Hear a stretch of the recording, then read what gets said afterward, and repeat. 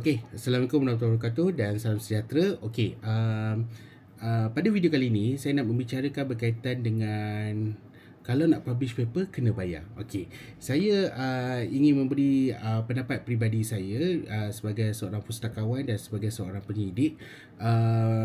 Saya nak bagi disclaimer yang saya tidak mewakili mana-mana universiti, terutama sekali universiti yang tempat saya bekerja lah. Okey, 2-3 hari ni banyak yang membicarakan berkaitan dengan susah ni nak publish paper dekat dekat jurnal sebab ambil masa yang lama, kena bayar dan sebagainya. Okey, memang satu perspektif ataupun stigma ataupun mungkin fahaman bahawasanya kalau nak publish paper kena bayar. Okey, saya nak menafikan bahawasanya kita nak publish paper ataupun publish artikel dalam jurnal memang kena bayar, wajib kena bayar. Salah, tolong buang kesalahfahaman tu. Tak silap saya pada 10 tahun lepas ataupun 11 tahun lepas saya pernah bercakap benda ini sebenarnya di dalam social media warna merah tu, berkaitan dengan artikel ni nak kena bayar ke bila kita nak publish paper kan. So itu adalah satu sebenarnya stigma ataupun perspektif yang pernah bukannya baru je dibicarakan sebenarnya daripada dulu lagi. Okey, nak kena bayar, saya bagi ringkas je. Nak kena bayar ni sebenarnya adalah paper ataupun artikel yang bersifat open access saja. Okey, mana yang tidak bersifat open access tak perlu bayar pun, free je. Okey, ingat nak kena bayar ni yang bersifat open access je. Yang tak kena bayar dia bersifat close access. Jadi untuk kita yang nak publish paper, nak fulfill the regulation requirement, kita tidak perlu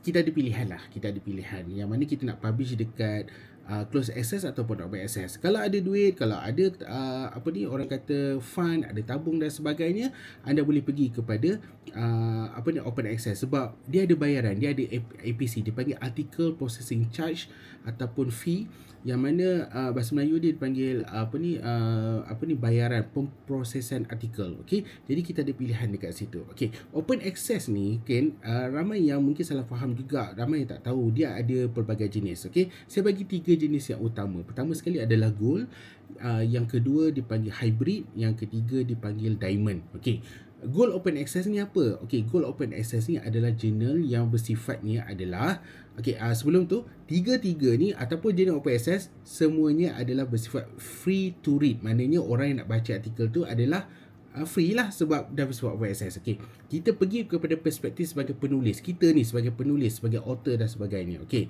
cara dia macam mana? Okey, tiga jenis ni, okey, dia ada open access ni ada 3 jenis. Pertama sekali adalah gold open access. Gold open access ni adalah as a author, jurnal ini bersifatnya adalah kalau kita lihat kepada semua artikel di dalam jurnal tersebut, dia adalah free to read dan juga semuanya adalah bersifat open access. Dia tak ada pilihan close ataupun open, tapi dia semua adalah bersifat open access dan semuanya dia akan ada APC. Dia ada orang kata dikenakan charge dan sebagainya. Okey, so pilih itu yang pertama. Maknanya yang ni memang nak tak nak kalau you publish kat jurnal tersebut memang kena bayar. Yang kedua adalah jurnal-jurnal yang bersifat hybrid. Hybrid ni apa maksudnya? Dia ada 2 pilihan.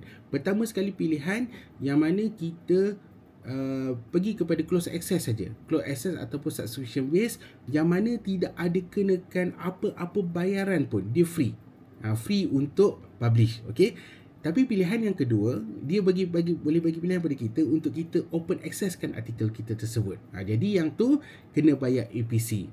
Dia ikutlah bayaran tu ikut pada jurnal dan publisher tersebut. Okey. Jadi erti kata lain, that's why kalau kita lihat certain jurnal tu, kenapa satu isu tu ada yang boleh buka full text, ada yang tak boleh buka. Yang mana yang boleh buka itu maksudnya adalah author tersebut memilih pilihan open access dan dia bayar APC. Yang mana tak boleh buka tu mungkin dia kiranya dia tak bayar APC dan kita boleh dapat full text tu jika universiti anda ataupun perpustakaan anda subscribe that database. Ataupun kalau anda nak baca juga artikel tu secara individu, anda kena bayar untuk membaca individual artikel tersebut. Yang ketiga adalah dipanggil diamond open access. Diamond open access ni best, tapi dia tak banyak sangat lah.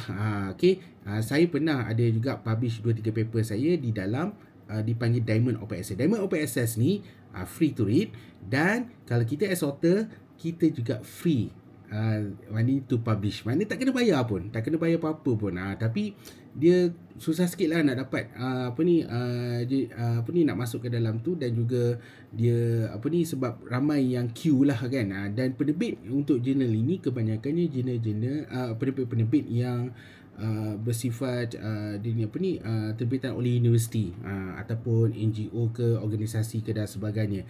Tapi tak banyak lah, sebab kalau dapat, alhamdulillah, saya ada pergilah cuba cari dekat mana-mana penerbit universiti yang ada offer dipanggil Diamond Open Access ni. Okey, jadi sebenarnya saya nak bagi satu, orang kata, ubah pada perspektif pada kita.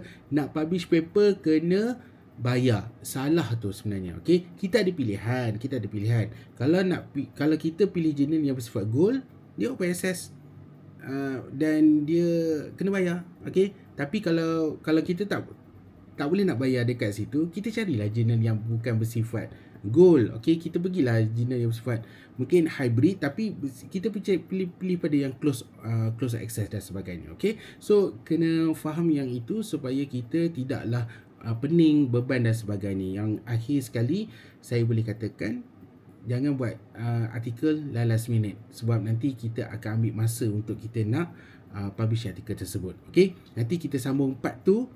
Ada satu lagi mungkin cadangan, kita kena publish jurnal berindeks di my site. Okey, adakah ia menyelesaikan isu-isu yang berkaitan dengan kena bayar ni? Okey, nanti saya jawab dekat part tu. Kalau rasa nak tahu apa pandangan saya berkaitan dengan itu, boleh komen di bawah. Assalamualaikum.